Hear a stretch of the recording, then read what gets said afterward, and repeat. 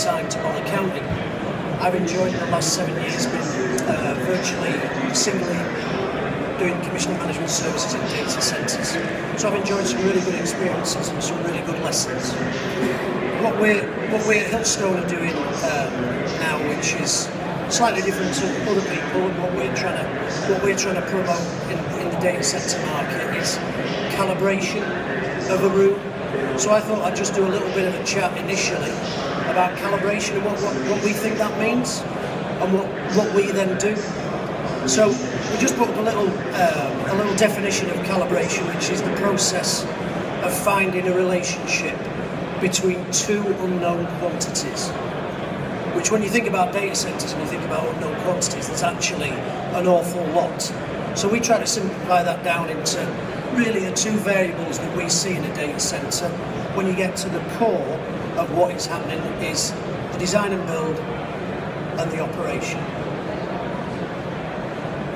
So in terms of calibrating a room, we thought we'd do a really simple slide about what that means. And there's two inputs into that, and there's one output. So we're trying to look at how we'll make that really, really simple. In the design and build phase of a data centre, you guys will all be aware there's an awful lot of work in getting that design to a stage where something is going to be built.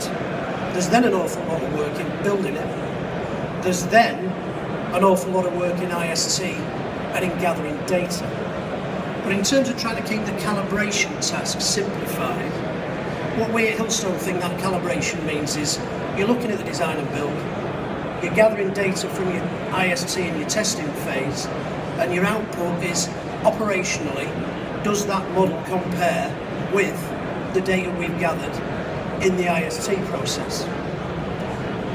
What that allows end users and clients to do is to then use that base model as a calibrated model in looking at how they're operating their facility, how they propose to use it, how they propose to go live, and how they propose to provide a service to their client which is auditable and understandable in terms of its reliability.